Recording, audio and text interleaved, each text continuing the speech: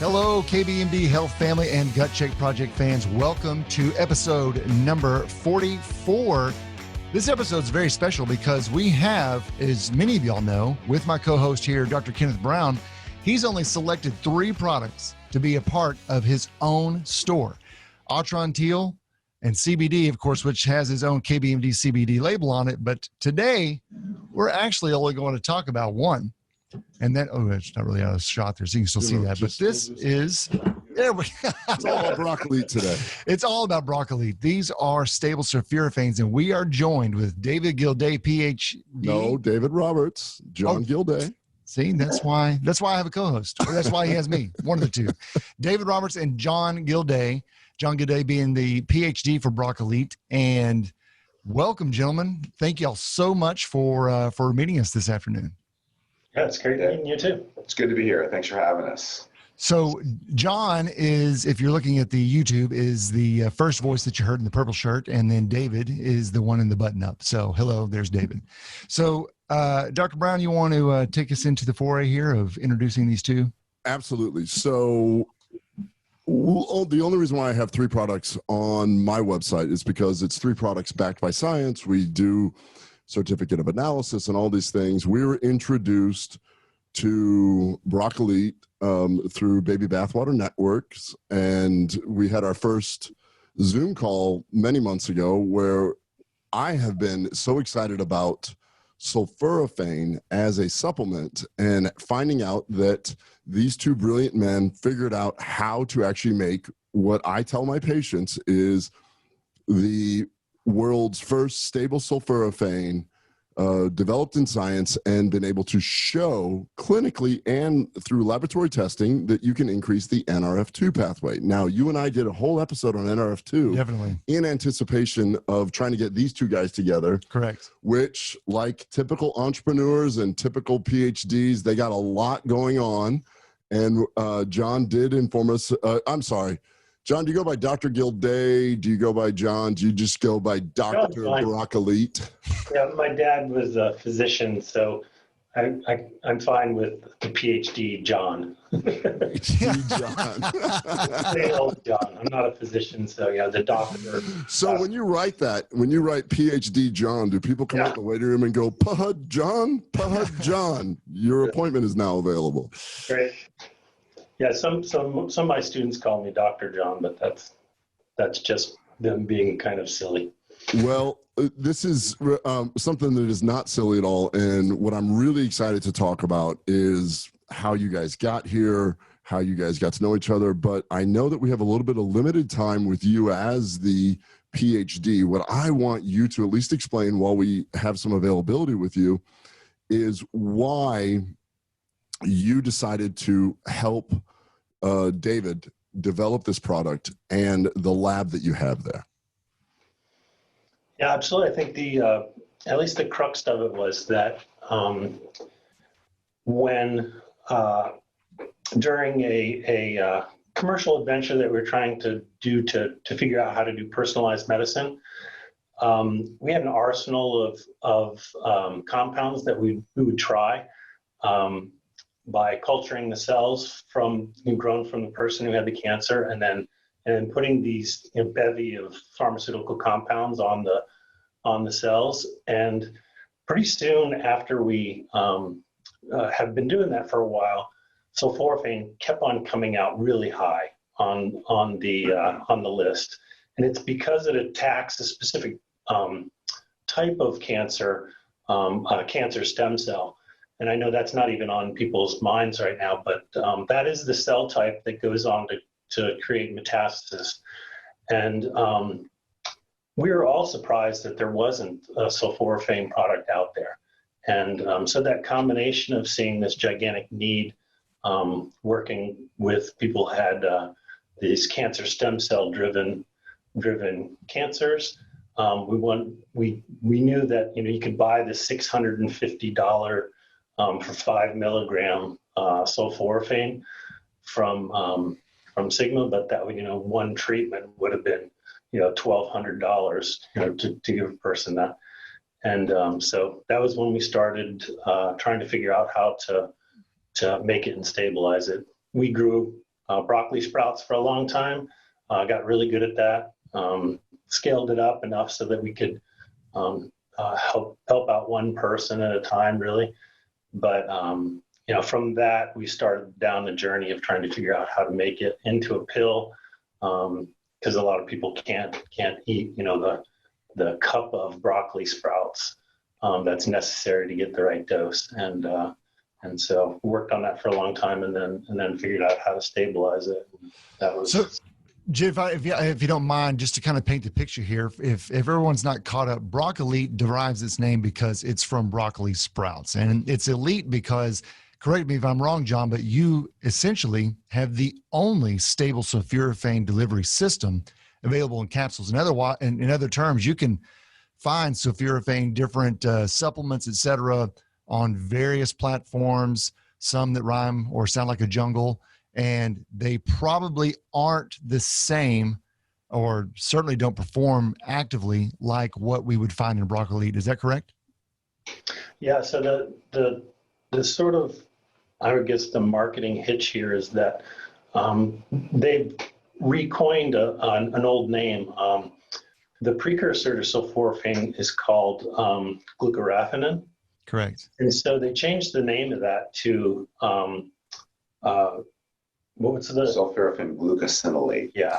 Glucosinolate. So that is the new marketing term, okay? Because we're going to, when I tell my patients, the first thing that they do, I say, listen, I really think that for whatever reason, and I have a bunch of medical reasons why I want their Nrf2 pathway to go up. First thing they do is go, I went on Amazon and I found this sprout product that's $12. And I'm like, that's glucoraphanin. And then that takes me down a rabbit hole. Can you just explain really quick why glucoraphanin is not the same thing as sulforaphane? Yeah, so glucoraphanin is stable. It's water soluble, and it's relatively easy to isolate, and has been available for a long time, but you have to convert it through an enzymatic reaction in order to make sulforaphane. But then the sulforaphane is unstable. So you can make it all you want, but it's only going to stick around for a day or so. So you can't put it and bottle it and package it and get it out there. So that was sort of the magic is making the stable sulforaphane. Then also along the way we were testing lots of other cruciferous vegetables, and sort of the added benefit was that we found that the process that we landed on actually stabilizes all the isothiocyanates. That's the term for all of the ingredients in these cruciferous vegetables that are good for you. So like in bok choy and watercress and cabbage, they all have their own individual combination of isothiocyanates. And so we found in testing in the laboratory that sulforaphane and another isothiocyanate from watercress called PEITC act synergistically. And we basically used the most stringent test that you can do in order to measure for synergy, which is dilute the one compound sulforaphane until you see no response, and then you dilute the PEITC until you see no response. And then if you combine the two and you see a response, you know that it's synergistic. So actually the two primary compounds in our product act synergistically. So even if someone else had a sulforaphane stabilized product, ours is going to outperform it.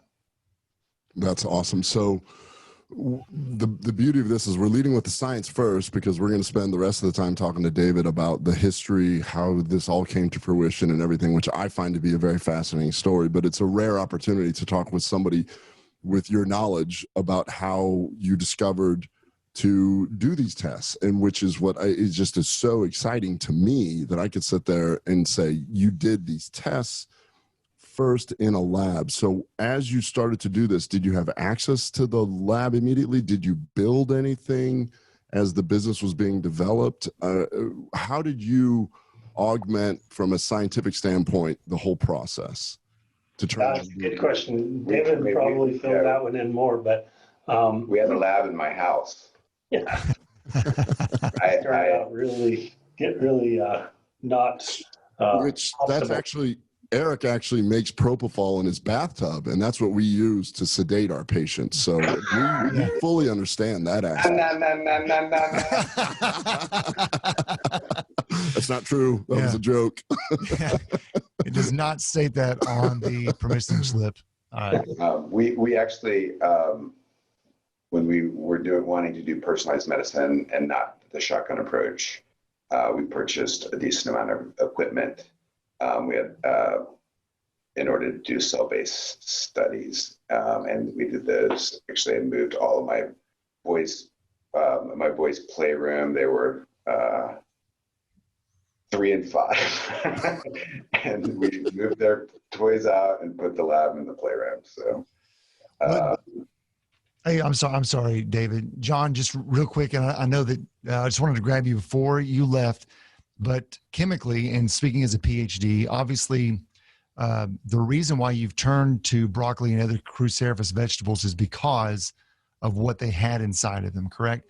And so if people consume broccoli or cauliflower or Brussels sprouts, et cetera, they essentially are a part of that same family. But what happens specifically if someone were to want to eat them, whether mature or young as sprouts, and then whether they be cooked or raw? And then tell us a little bit why it's kind of an incredible discovery to be able to put sulforaphanes into something like BrocElite. Yeah, so I mean, there's a lot of papers that delve into try to optimize getting the sulforaphane from broccoli, where they talk about how many minutes in a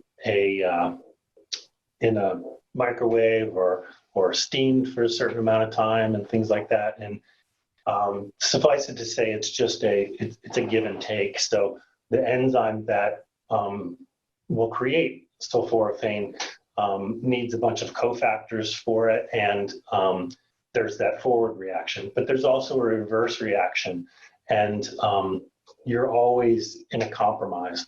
So it's being created and it's being destroyed all the time.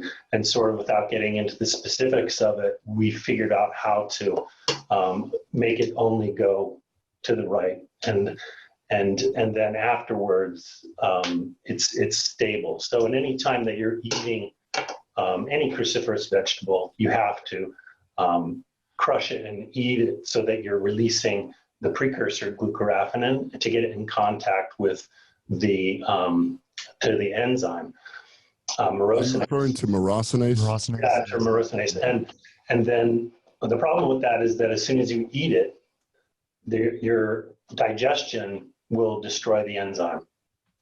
Okay. And that's the same problem with consuming a pill that has the enzyme and the precursor, is that a good portion of that enzyme is destroyed because it's a protein, and most proteins are digested during digestion. So there's not much myrosinase around to convert into the glucoraphanin precursor into the final product. So that's sort of the battle that everyone is doing, and you do get some, but it's that reverse reaction that's kind of really blowing it for everybody. Well, something that sounds really interesting to me is that I know from talking to you earlier that y'all basically put it to the test, where we can theorize how things work in vitro, but y'all were able to deliver and use BrocElite and tell us about how you were able to actually test the levels of the bioavailability of sulforaphanes. That way we know that it's actually getting to where we want it to work. Yeah, I had read, at least I think I had read just about every paper out there on sulforaphane. I never saw a paper that actually shows that it's working in a person, other than whatever the clinical study that they're using, and they saw, changes in the clinical study. But the actual biochemistry test is to see that the Nrf2, the active molecule, is to accumulate in a cell and translocate into the nucleus. So the test that we did was we took just a normal dose of our BrocElite product, and then in a couple of hours, we isolated cells from the cheek swab, and then did beforehand And after taking the product and measuring by immunofluorescence the accumulation of Nrf2 in the nucleus, and showed that the dose that's in our pill actually caused an induction of Nrf2 in cells in a person.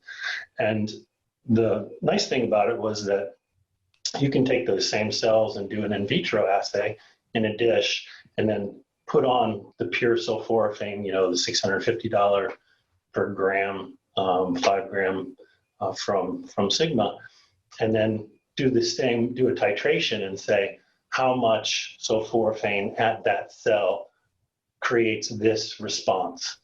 And actually the amount of sulforaphane that was put on the cells, 5 micromole, produced the same amount as our oral BrocElite that we took. So we actually know that the amount of sulforaphane that gets to the cell, or the sulforaphane equivalent, is at 5 micromole, which is an amount that has been shown in thousands of papers to be functional.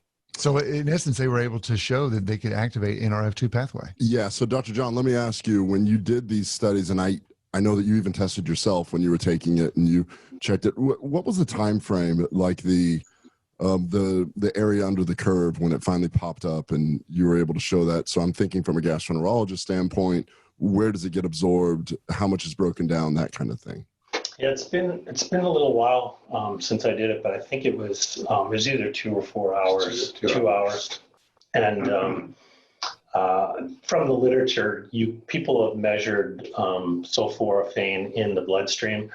Fahey group has done it from serum a number of times and measured the actual molecule in blood. And its peak is around 2 to 4 hours. So we knew that would be a good place to start. And so we saw a really robust response the first time we did it. And I don't remember if it was a Fahey article or one of your articles, but you did show that the second dose had a more, as you say, robust response. Can you discuss the BID dosing?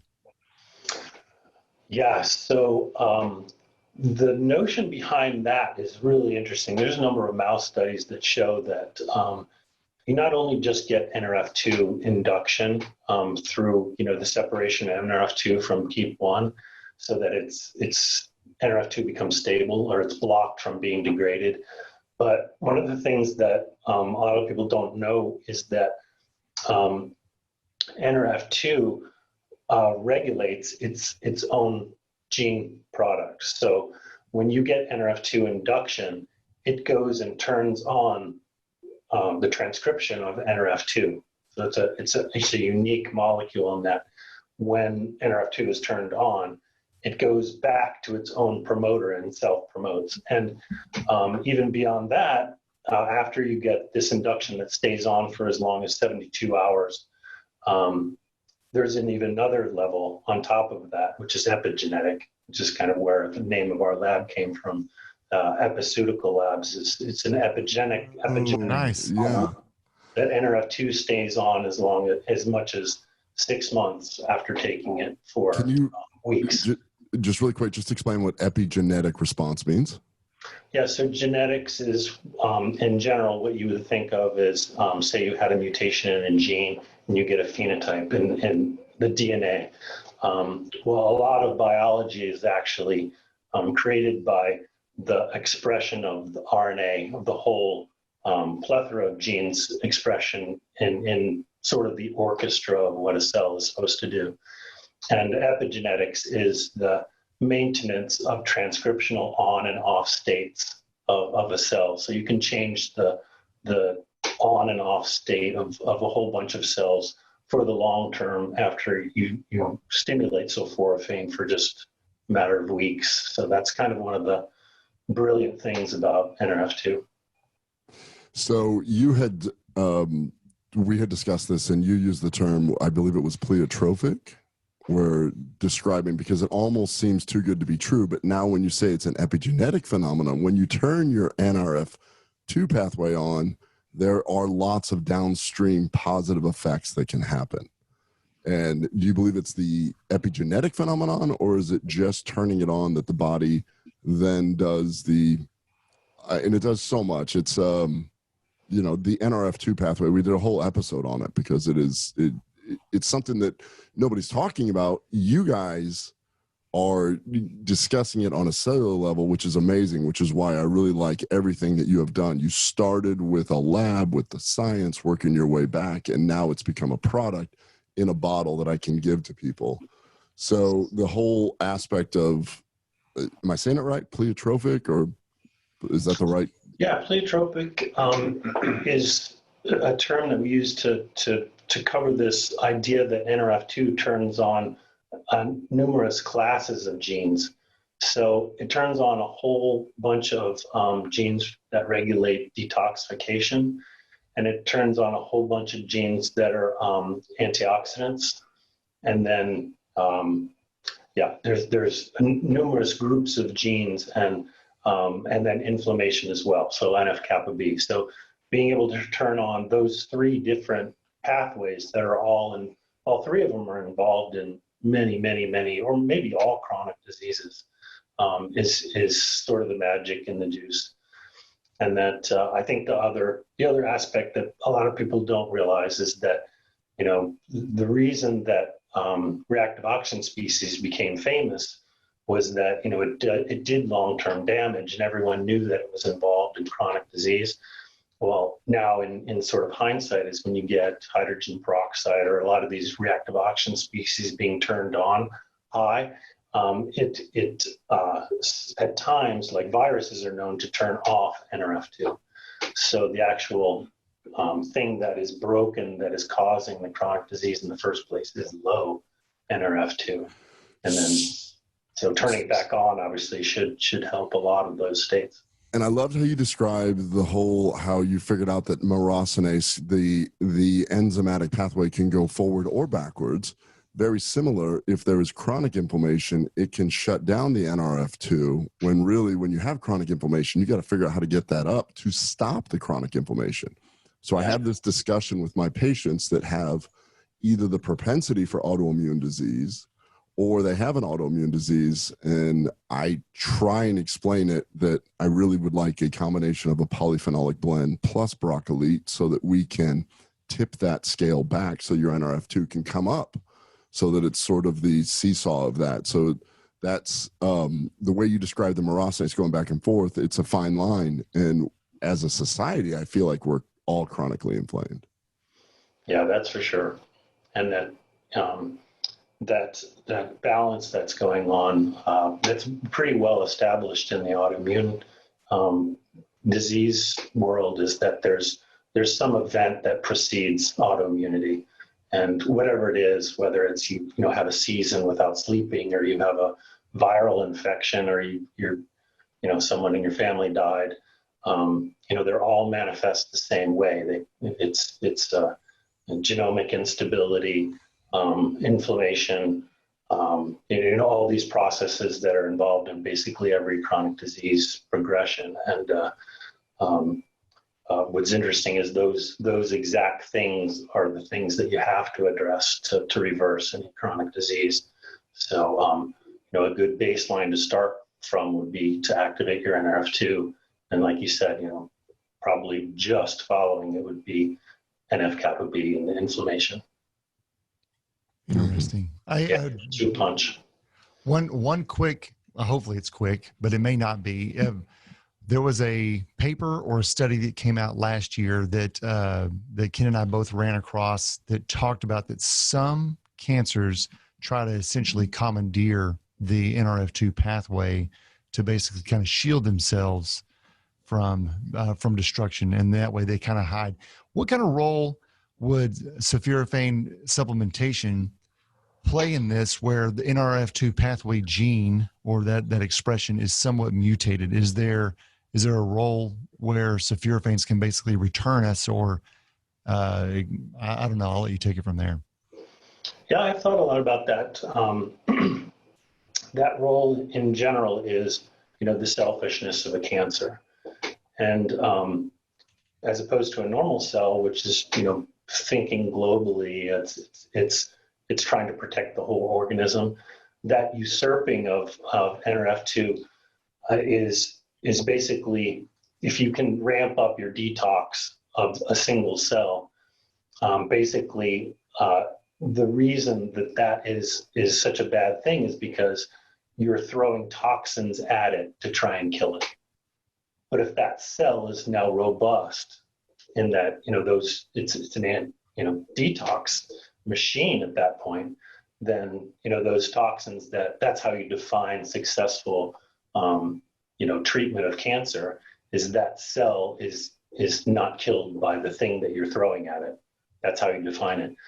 But basically, we haven't found a cell line yet that if you throw sulforaphane at it, it doesn't kill it.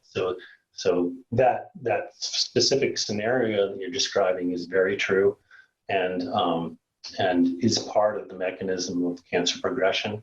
But it isn't this holistic way Nrf2 works in a normal cell. So all the normal cells are going to be fighting to get rid of that cancer as well. So, on both fronts, it kills the cancer and it's making the cells that normally are working against the cancer work better. Your immune system, your support cells.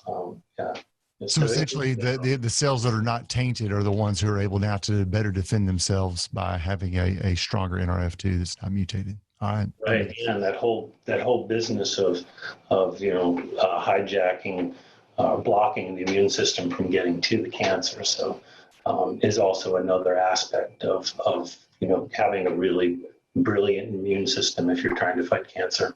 Sure. No, that makes sense. It's interesting because as I've been using this in patients, the comments that have been told to me. So I'm trying to tell my patients, you're at risk for XYZ, cancer, autoimmune. And then I've had people come back and they purchase more because they're like, it's really interesting. I'm giving it to my husband who has early dementia and he appears to be doing better with it. And I'm like, that's interesting. Okay. And then I can say, well, that would make sense if you increase the Nrf2, and once again, we're not saying that if you take a supplement, this happens, but we do know that if you can increase a pathway known as the Nrf2 pathway, then this can do certain things. So I'm seeing success with my patients in neuroinflammatory processes, which is a lot of things. I kind of got a little giggle out of this because I heard David on a podcast, and he was talking about sleep and increased dreams. And I am a total believer in that.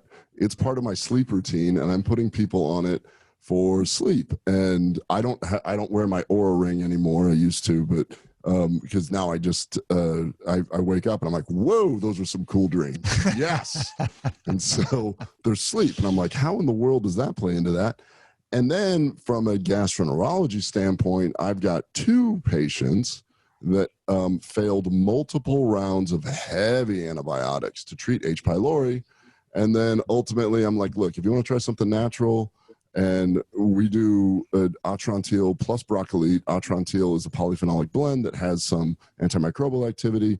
And then BrocElite, when I heard, who's the guy you just mentioned at Hopkins? Fahey had discussed that they have done some research on directly with H. pylori. And I've got 2 people that failed multiple rounds of traditional antibiotics that are now clear. Like, okay, this is really cool. Like, this is some really neat stuff that's going on. And as I'm listening to you, I love it because although it may be a little overwhelming for somebody hearing this, where it's just like, okay, I just want the public to know how much work and how much science went into it before it ever became a product in a bottle. And that's so commendable and so cool. Definitely. And, where'd you get your PhD? It was a school I've heard of.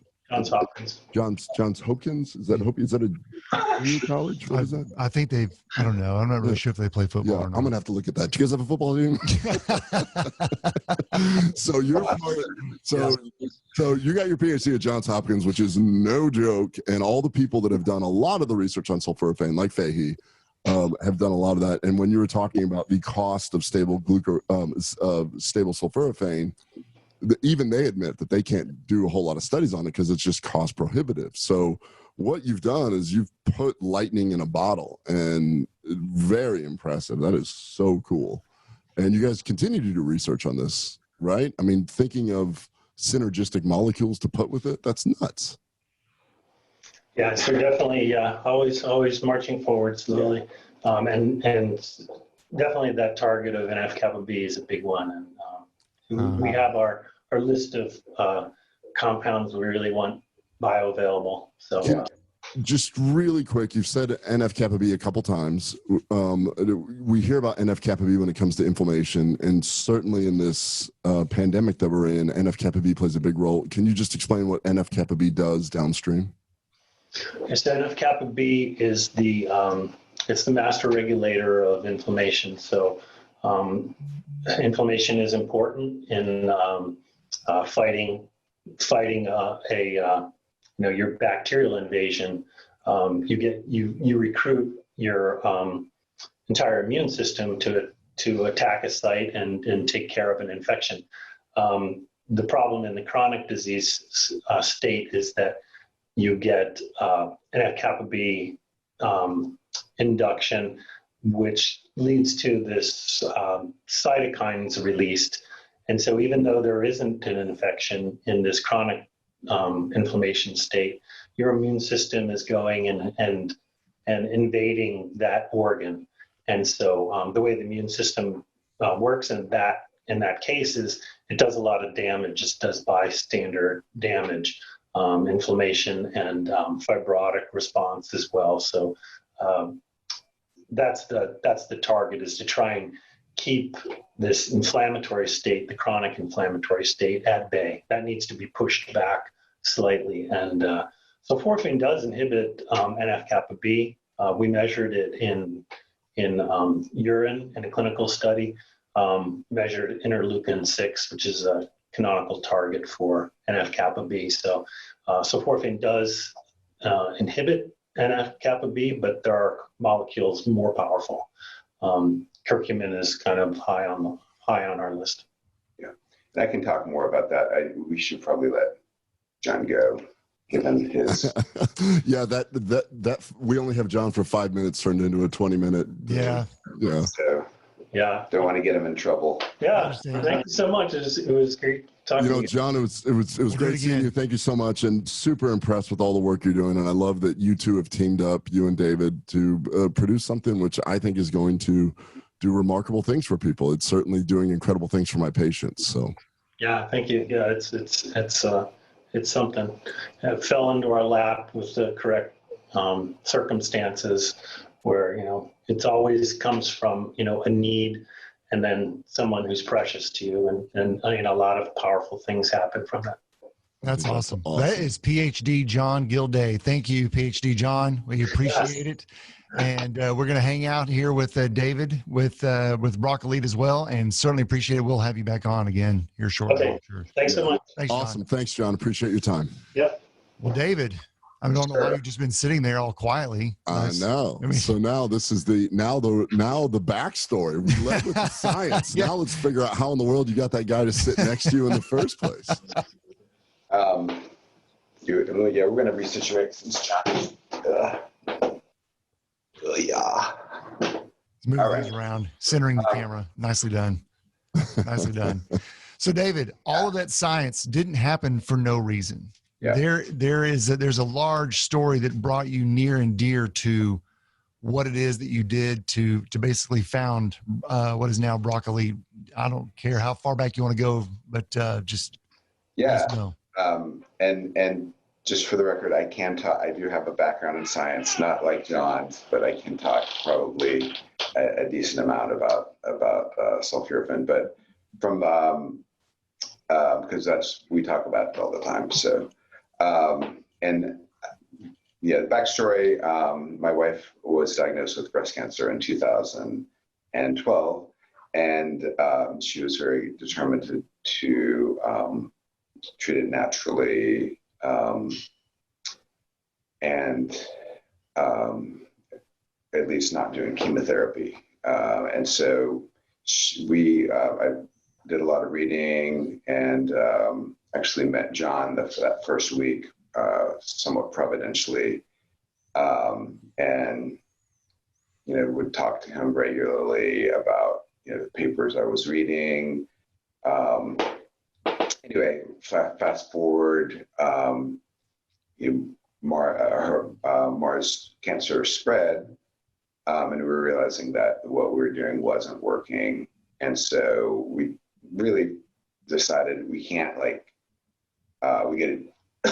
we can't do a kind of a shotgun approach. We needed to know that something was working, and so we ended up getting some of our cancer cells, growing them in this lab we put together, and then John created this battery of supplements and what he would do is he put the supplements on normal cells, the renal proximal tubule cells that we purchased, and then also the cancer cells that he was able to grow. Mm-hmm. And the goal was to kill the cancer without killing the normal cells. And so sulforaphane was a top 3 in killing Mara's type of cancer.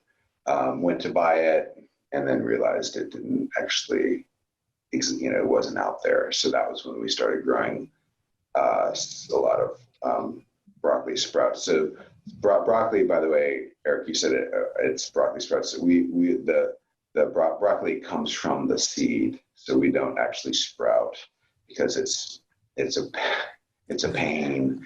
I did it for 3 or 4 years. I've actually tried to grow it, and it makes your whole house smell like. Yeah, it's crazy. Bad.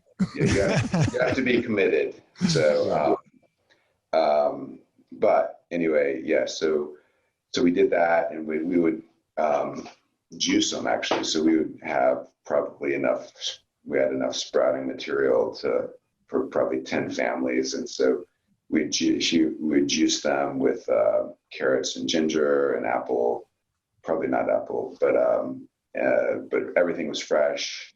We'd throw all of the seeds that we sprouted, we actually sprouted radish too, because daikon radish is naturally high in myrosinase, which converts it. So the enzyme. Yeah, everything converts. And then, we did that for a long time, and it's kind of John's goal had been to stabilize this because, as he says, the literature was crying out for a stable form of the molecule, and so he we would meet for lunch regularly, and he's like, "Yeah, I think I have a stable form of it, and so can we get it tested?" I was like, "Yeah." So we got it tested at a third-party lab, and found that we had it, that he had stabilized it. And at that point, my wife was still alive and was like, we gotta, this is amazing. We gotta get this out to people, because she knew how many people really needed it. And so yeah, that's kind of a portion of the backstory. So thank you for sharing that with us. So in 2012, Mara, your wife, yes, diagnosed, and then as you were trying to treat as a team, meaning husband and wife, she said you need to keep doing this. And during her cancer process, you were trying to figure out this stuff. It's pretty emotional and pretty tough. Yeah. She did ban me from bringing journal articles to bed. I did that for several weeks, and she was like, So, but yeah, I mean, I have a science background, so it's if she wanted to do it that way, I wanted to support her. Our promise to each other was that it had to be backed by science. It couldn't just be loosey-goosey, and so yeah, and that's kind of how actually our first supplement company, Restore, was founded, because we met the doctor who gave it to us, and we were like, he was like, take this. And I'm like, well, what is it? He's like, I don't know, but it's good for you. And I'm like, gosh, like, I just met you. So actually, John was able to figure out what it did. And so we, first of all, that wasn't poisonous, and then second of all, that actually was really good for you. So that was the kind of the genesis of that as well.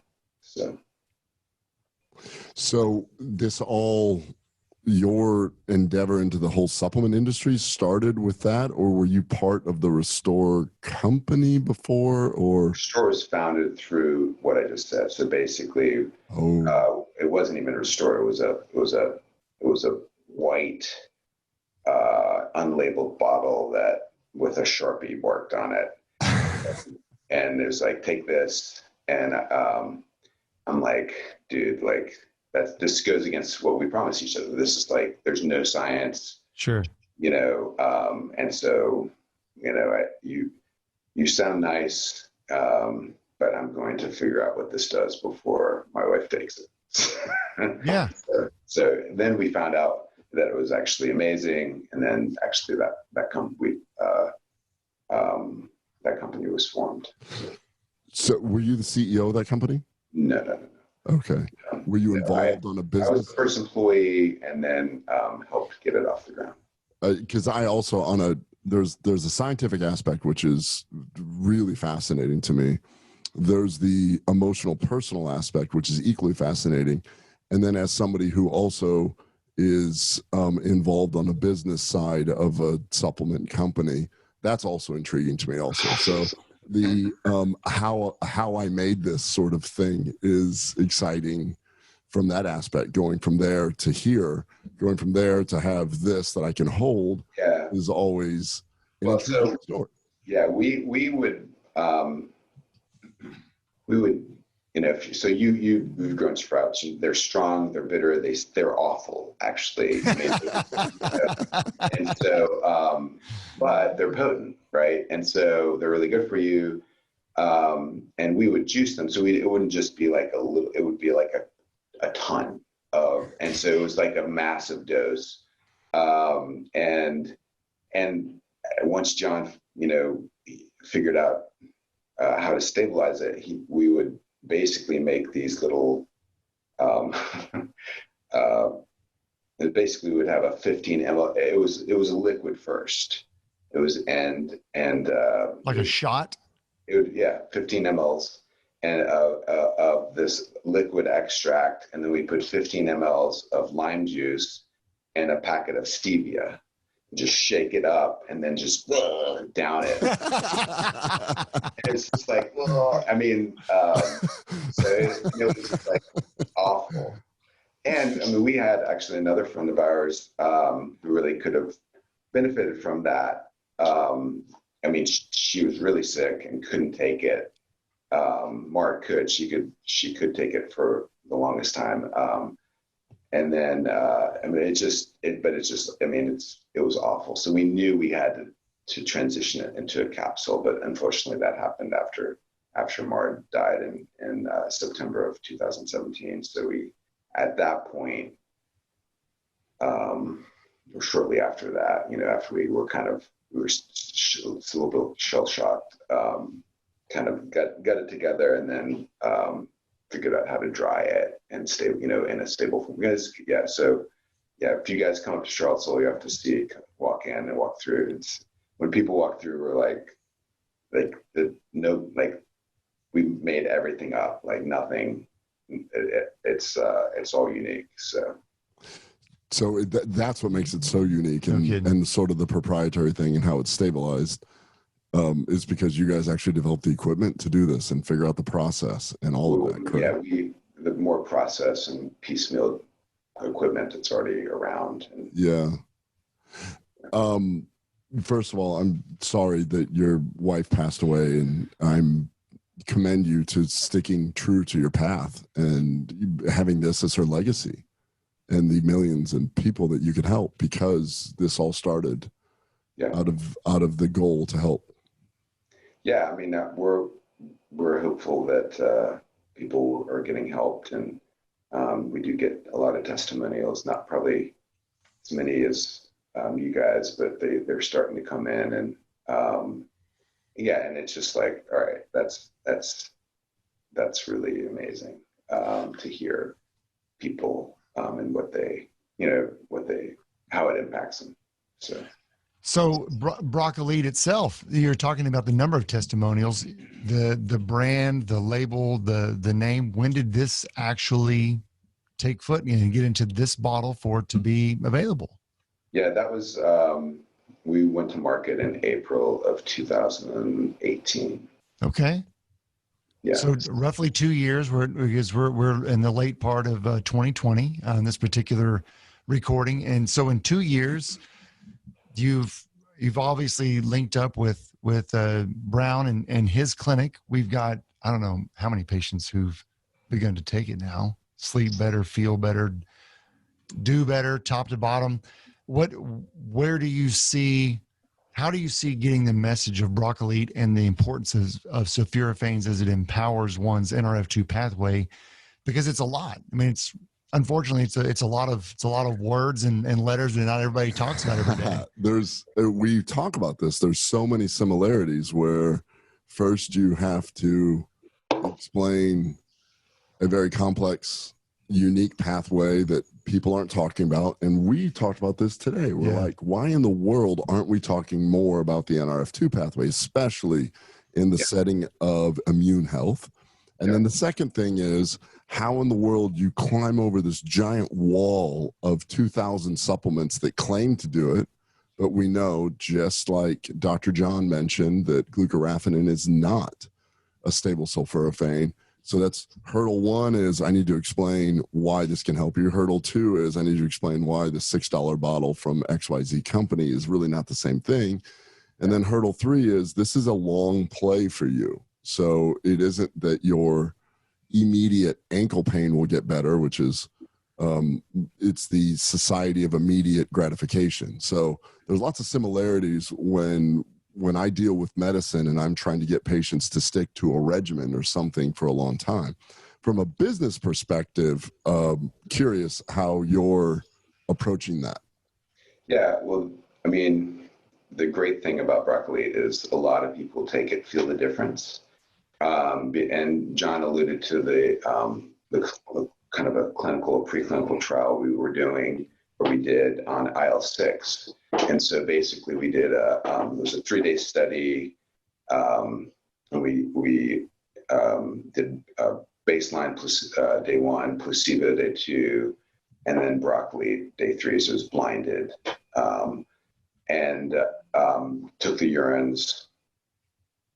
And so basically there was no change in IL-6 levels from baseline to the placebo, but there was, in basically 24 hours from taking the 1 dose of BrocElite, a 30% decrease in IL-6 in 24 hours. So that's enough. You can feel it, and that was 1 dose. One dose decreased. So IL-6 is interleukin-6, which happens to be an inflammatory cytokine, which sets off a cascade that currently many pharmaceuticals are trying to block in this pandemic that we're in, because we know that could be the first cytokine that can set off a cascade.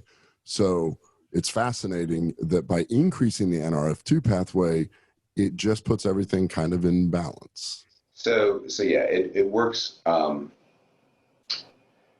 mean, they're related, but they're 2 distinct pathways. So it works with Nrf2. It does work with NF-kappa B as well, and which is upstream from or downstream from IL-6. And so yeah, it works in both, but that's in the literature. And we have done our own internal, but the great thing about sulforaphane is there are already 2,000 articles out there. So it's like we don't have to really do anything. Unlike Restore, we had to do everything, but with sulforaphane, it's already out there. And so you don't have to, believe us. our main hurdle is showing that it's actually, we have sulforaphane in the bottle, in the capsule. And from a marketing standpoint, we're about to get over, I think we don't have a lot of the product because it's really backbreaking. It's hard to make. And that's why, it costs so much, because we're kind of, we do most everything by hand, and we're transitioning as we grow, but it's hard, it's difficult to make and stabilize, but we're doing it, and we're slowly figuring out how to scale it. But right now, we don't want to market a ton because we don't have enough. Mm-hmm. We couldn't even supply our city, let alone, Sure. And so, right now, we are, making it as fast as we can. And so, the drying process is going from liquid to solid is difficult. And we think we've cracked the code on that. It's not a patented process. It's we decided to keep it trade secreted, so it's trade secret process. So that's hopefully was a good decision. But we figured, it had been around with a lot of smart people for a pretty long time, so it's probably pretty safe. So something else to think about, and I don't want to make you talk off label about the brand because we know that's not the kind of trouble that anybody wants. So let's just talk about sulforaphane specifically. There is a different product, I believe, that's used over in Europe, correct? That they use for prostate cancer. Yeah, prostate. Yes, Prostaphane. And then there's also some pretty deep studies that talk about lymphoma. There is the diffuse B-cell lymphoma as well as follicular lymphoma, which actually I've got a cousin who was recently diagnosed with that. Sulforaphanes have been shown in repeated different clinical trials or studies to essentially activate that Nrf2 pathway to help those who basically have a managed cancer status. Is that something else that kind of drew maybe John to it whenever he began to test those cells, the cancer cells, with the normal cells to make sure that sulforaphane was one of those compounds? Is that what? So your question is? I was kind of rambling. I just now realized that. You like that? Basically, a lot of words. All right. Let me give the backstory. Today we were sitting there talking. A cousin contacted him and was recently diagnosed with follicular lymphoma. And then his initial response was, "Oh my gosh, can taking sulforaphane help that?" Then we found some articles which said specifically the treatment of certain Hodgkin's lymphomas and follicular lymphoma, non-Hodgkin's lymphoma. They have looked at sulforaphane, looking at that. And so then it was one of those things. It's like, oh, so I called up a couple oncology friends and they were unaware of this. They were unaware of that pathway and sulforaphane being there. And it gets us, talking, where it's like, wow, this is something that the literature's out there. You just have to go digging a little bit. Somebody has done it. And it's as in this space with the FDA regulated type thing. It's, as you know, you cannot say certain things, but the pathway is there, and you're not doing it. He's laughing because he knows that it's hard to get around. It's hard. This is what leads to rambling questions, and I'm just going to help Ken out because now he's rambling, and it's okay. Start going down it, and you're like, well, I don't. So, yeah,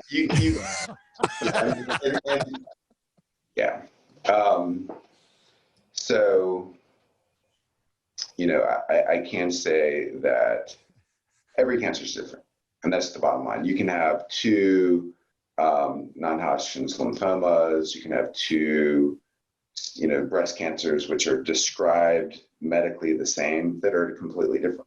Correct. I mean, they just are. I mean, and so, John's put, talking about sulforaphane as a chemical that he got from Sigma, Aldrich, and then talking about cancer cells, not people. He's put a decent amount of sulforaphane on cancer cells, and they typically, it's not 100%, but they typically respond pretty well. And pathway wise, there's when you have cancer, you feel really bad, and there's a lot of inflammation that's going on that the cancer's shedding. And just from that, a product that can help with inflammation would be great. If that was just it, that would be it. You'd feel better, I really like how you said that, where you said each cancer, even if it has the same name, can behave completely different, because oncology friends, they've got protocols, and it's, this is this protocol. Oh, this person got cured. This person did not. You do another protocol. Oh, this person did this. And then you start going down. I've never thought of it that way, that just because we're calling it colon cancer, not all colon cancers are going to respond. And so you're exactly right. Each individual is completely different. I love the way that you guys started the business as a cell specific line. Yeah. And can we make it as an individual treatment by taking the cells? The fact that you took Mara's cells, put it there with the renal cells to make sure it's non-toxic first, then let's see what works. That's brilliant. Yeah. That's absolutely. That was John. So that's yeah, brilliant. I call John the cell whisperer, because he can grow like nobody, I really believe, this is not an overstatement. Nobody can do what he can do. And the fact that he's just kind of matter of factly, I took a buccal swab and measured Nrf2. He came up with that. There's nobody, like, you can read about Nrf2 being measured, but if you read how they're doing it, it's like an ordeal. And he has a very quick procedure that he came up with. He came up with his background before he went to Hopkins. He actually, if you guys remember the anthrax scare back in the early 2000s. Oh yeah, mailing of the anthrax. Yeah. So he came out. He himself designed the 5-minute anthrax test. Wow. So you can measure it. So that's sort of what he enjoys doing. What he's good at is tests. So, what do you enjoy doing? Wow, I love what I'm doing here. People are like, "What's your dream job?" This is it. I love the science. I love doing something that's worthwhile, and we're kind of peeling an onion, because we know a lot. We know quite a bit, but we're learning every day about sulforaphane and different things that we want to be doing with it, and so that's just very exciting. The smartest people are always on a quest for knowledge. It never stops. Yeah. It never ever stops. But I will say, I'm going to pull the curtain back a little bit here, David, and that is that for every guest that we have on the show, we send out a questionnaire, and it asks various things like favorite drink and favorite band and different things like that. David left both of those blank. So I'm going to assign that your favorite drink is flavored Waterloo, which is mine also. And just simply because of John's work, I'm going to say your favorite band is Anthrax. There we go. Yes. That's awesome. So as you're peeling this onion, recently went to your website and you got a few other products. Pretty cool. You guys are using similar technology and a few other, which would typically be very unabsorbable molecules. You're doing something cool. We got the Kirk Elite, the Berberine Elite. Am I missing one? Those are ones that we've been working on. We're just applying for the patent for the curcumin one. So that will hopefully, with the provisional patent, we'll start releasing that. It's currently not for sale. But then, so that's really exciting. And and the berberine, so BrocElite, which I think we're going to rename, but we'll see. But it's a it's just like, what the heck is that? But it's for, blood glucose. So, if people are in keto, just from my background with Mara, I was like the sugar Nazi. I mean, every bit of sugar was counted, and so the goal was to have less than 20 grams a day. And so we, early on, people hate stevia, or stevia, however you want to pronounce it. But yeah, we didn't like it very much, but now it's just like, it's what my kids have grown up with, and we don't, just no sugar. So sugar is evil. So we're just, so yeah, berberine, especially at night, is important because melatonin blocks your ability to, if you have a night meal, blocks your ability for the glucose to process. And so that'll just drop it. And so that's, exciting so we're actually had that on the market and are doing some more testing to refine it right now. So it's not currently for sale either. We're a little bit. Cellularly, you're referencing sugar. Didn't they say that the Nrf2 gene actually could be mutated more rapidly with the refined sugars being present? Isn't that correct? I've not read that study. Okay. I don't doubt it. I'm just saying I'm not familiar with that study. Sure. So yeah, I mean, it's pro-inflammatory. A lot of the refined sugars. Yeah, people ask me, there's one, because of the cancer with my wife, if there's one food that you would recommend stop eating. I love, and I get that inordinate amount. Like I love the question because it's quick. It's just like high fructose corn syrup. High fructose corn syrup. Because of the GMO aspect of it, the glyphosate aspect, it's in everything too. So high fructose corn syrup, the one thing I would say, if you worry about cancer, don't eat things with high fructose corn syrup. And a close second is soybean oil. And that's in everything too. So today I just ordered an organic hamburger from one of my favorite places in Charlottesville. I said, hold the mustard or hold the mayonnaise and hold the pickles. Pickles have high fructose corn syrup. Mayonnaise is made with soybean oil. The reason why salads are so bad for you, it's not the lettuce, it's the dressing. Dressing, unless it's organic, it's made with soybean oil. And so when the question comes, I give them one thing, but I also give them two things.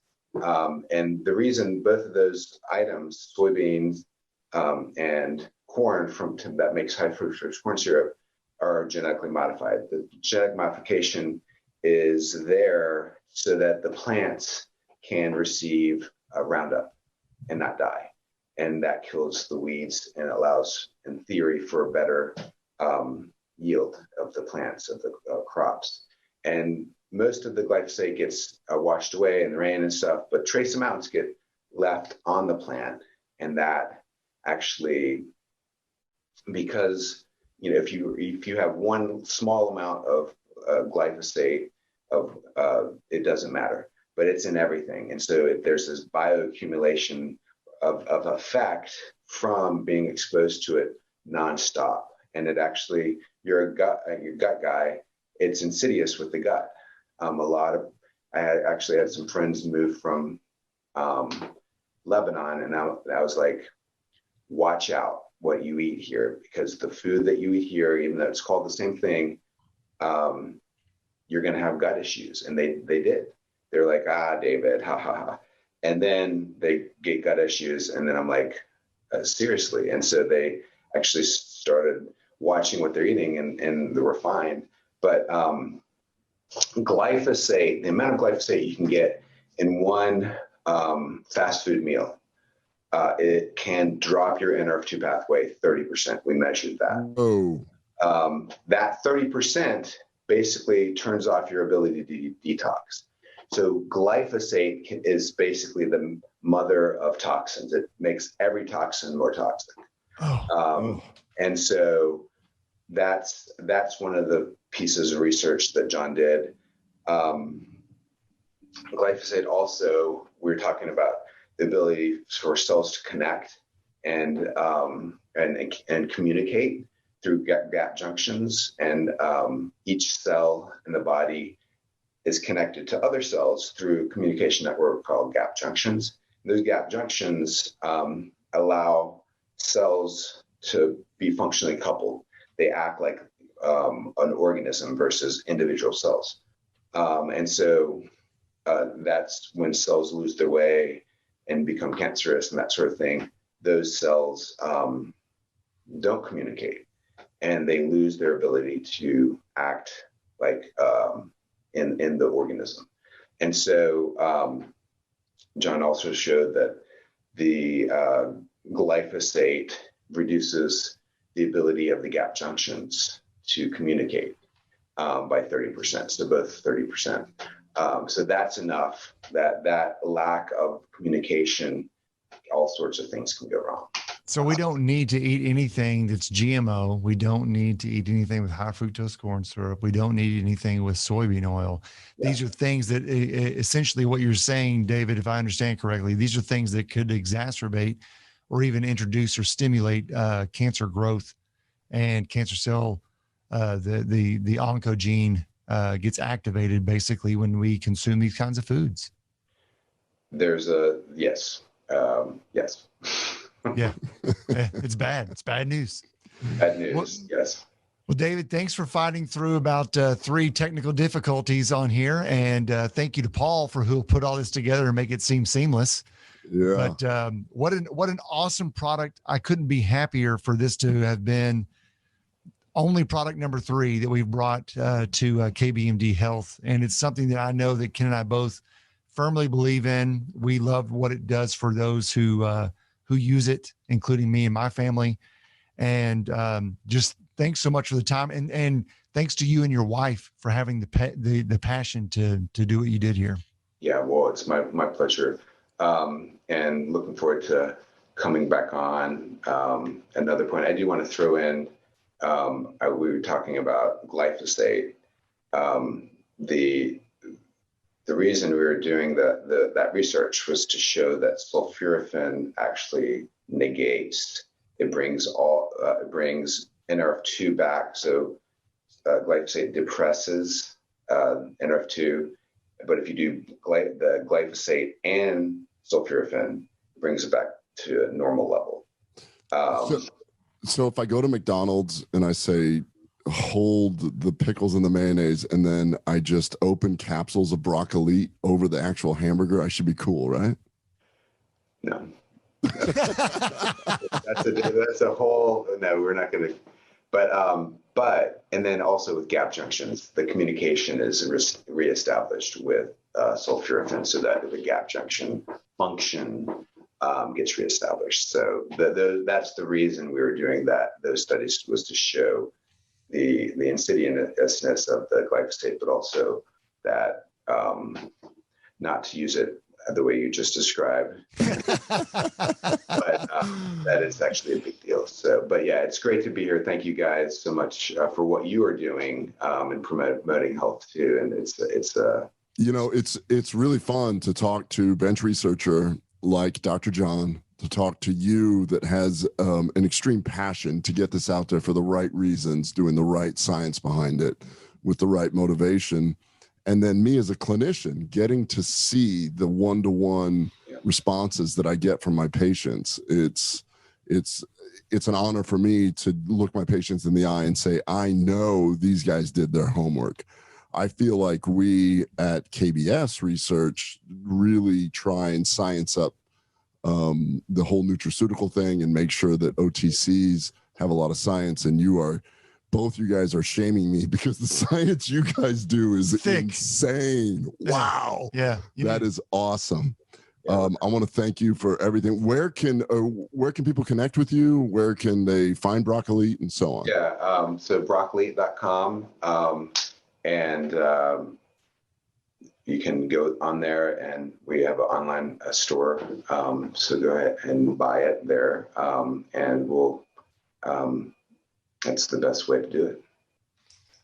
BrocElite, awesome. BrocElite.com. Yeah, and so I will tell everyone that's listening that as a clinician, I see tremendous effects with this. I am a little bit scared when you were saying it's a laborious process, and when you invited us down, do you intend us to put us to work when we come visit? I mean, it sounds like you invite people to help with the laborious process of getting this done. No, we'll just take you to some of our favorite restaurants that have clean eating. Nice, Clean eating and no mayo. Nice. No mayo. Yeah. So yeah, and hopefully, as people are listening to this, maybe we can do a coupon code. We talked about that as well. Absolutely. Yes. Yeah. If you're catching this podcast through a video or just through someone shared it to you, go to kbmdhealth.com or just gutcheckproject.com, and you can connect not only with us, but David and Dr. John at BrocElite will have all of those things available, both in coupon redemptions, more information, data is what drives everything that David and John do. David, thank you so much. Everyone, like and share Gut Check Project episode number 44. 44. 44. 44, yeah.